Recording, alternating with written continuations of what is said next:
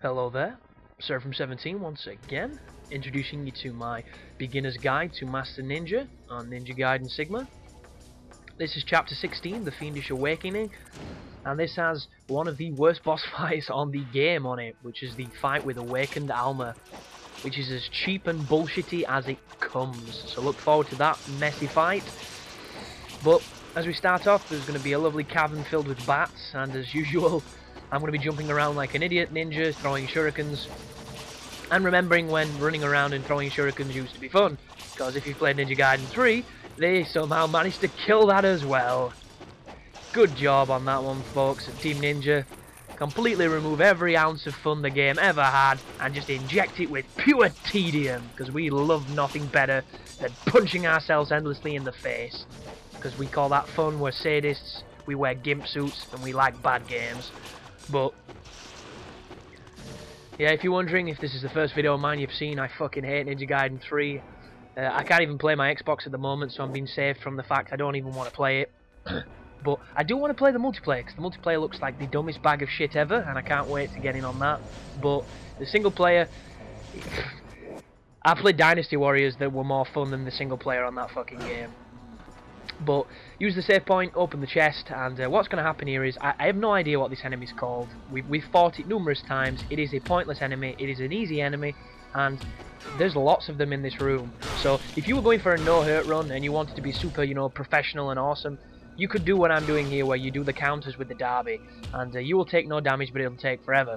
And I was sat here thinking, why am I even doing this? This is not me trying to show you how to do everything like an absolute master, because I'm not a master. So instead, I end up doing some ultimate techniques with the essence that's lying around.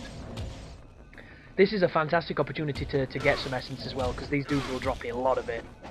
But what I would probably recommend is maybe the Dragon Claw and Tiger Fang doing that ultimate technique, or even the UF. The UF might be able to work really good in this room.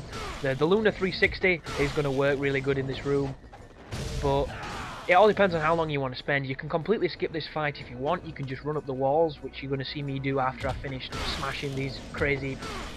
I don't know what they are, man. They look like something out of Alien Storm on the Mega Drive.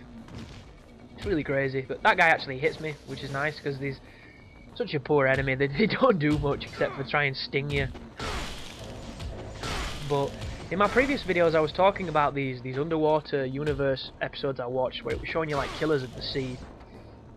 And I think I went over the killer whale and the Humboldt squid. But I didn't get onto the other ones, mainly because I didn't have time. And two of them, one of them is an alligator, and as everybody knows, alligators fucking suck, man. They're huge, they eat things, they're crazy good at what they do, because they've not needed to evolve since the dinosaurs.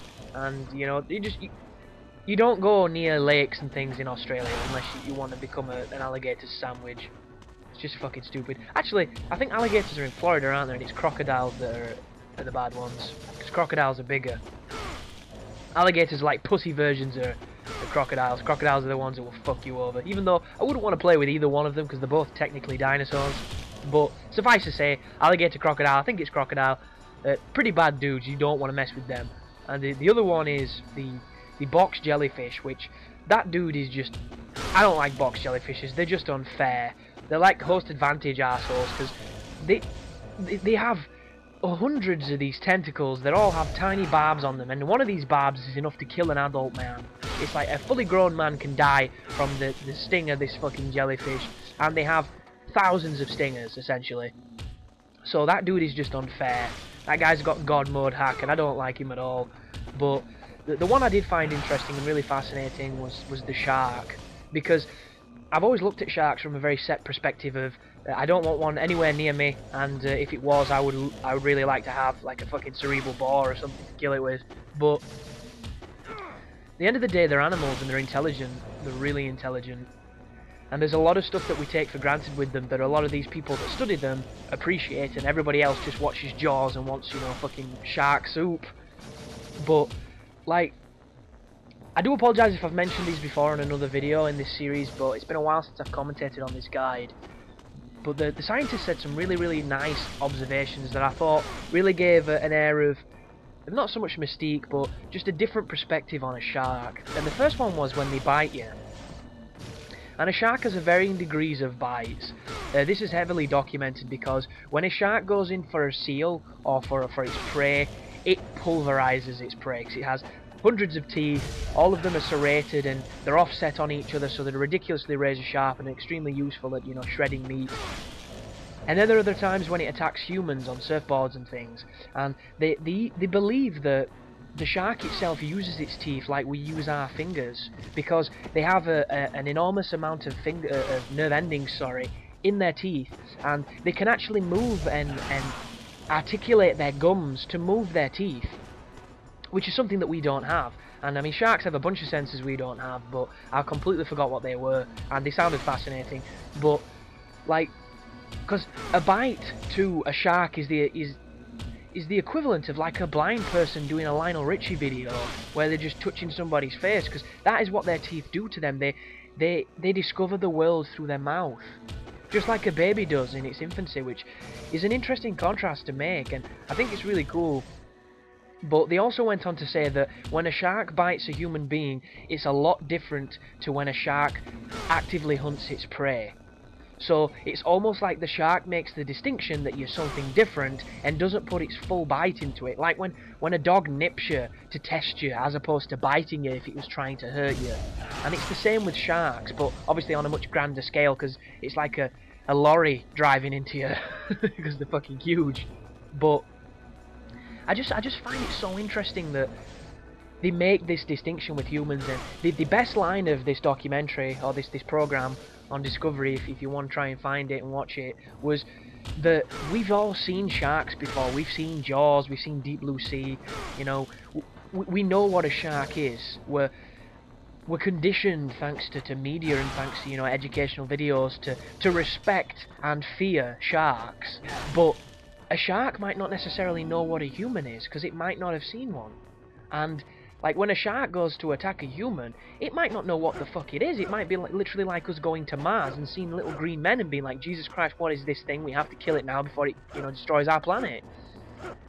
And I just find that fascinating, that just because we know what it is doesn't mean it knows what we are. And that whole observation is just, it blew my mind. It was one of those like, whoa moments, and I liked it a lot.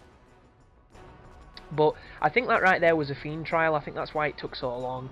You can skip that if you want, and if you don't want that duel, but it's very simple, very easy, and well worth doing. As we push forward towards the temple to slap Alma. But when we come through here, there's going to be more of the bugs and more of the crazy fly things, so this is another opportunity to spam some UTs and to get some essence. And just be careful, because like that, if he gets on you and you don't get him off, he does some serious damage. And I haven't quite figured out if it's just mash every button, or, you know, mash every button and shake the PlayStation 6 axis or whatever, but sometimes they stay on you for ages, other times they're off in seconds. It's kind of weird. But it's one of those fights where the bugs themselves, intrinsically they're easy to fight, but you can fuck it up very simply, as I just did, because, you know, this is Ninja Gaiden and everything in it is designed to kill you, just like much of Australians, you know, sea life. But I should have said Australia, not Australians. That's denouncing that the people themselves have got some kind of agenda against the world. We will kill you if you enter our waters with superior advanced life forms. But yeah, just slashing dudes, keep picking up essence. Now there's ghost fishes, so I'm going to be doing the combo with the Dragon Claw and Tiger Fang that I do, where I press square, I believe 4 times, then jump square to collect the essence.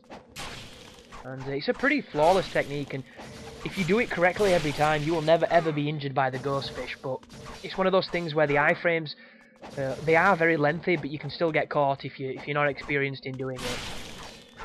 Especially on the landing. The landing is when you're most vulnerable, which is kind of funny because the whole on-landing techniques are what make this game fun to play. And what did they do in Ninja Gaiden 3? They took them out. Which is actually a pretty good segue, because I should start shitting on Ninja Gaiden 3 right now. And a lot of you might be wondering why I hate it so much. It's basically because they took everything I loved and they changed it to something worse. They changed it to something that I didn't like. That's pretty much the simplest way of explaining it. Like, imagine if the next Call of Duty comes out and aside from how it looks, it controls and plays and feels exactly like Halo. Imagine that. And don't get me wrong, that probably to Halo fans, that would be the best thing ever, because they would have a modern military shooter that plays like the game they love.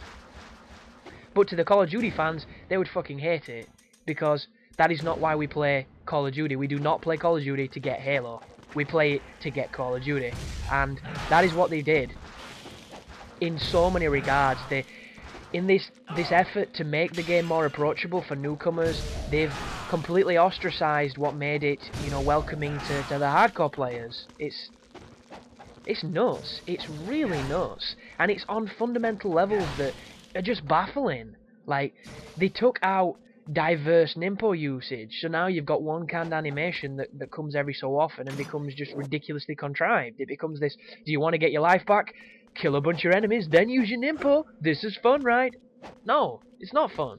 It's like poking myself in the eye. It's just gay. It's like biting the inside of my mouth. I question my own evolution at that time. It's so frustrating.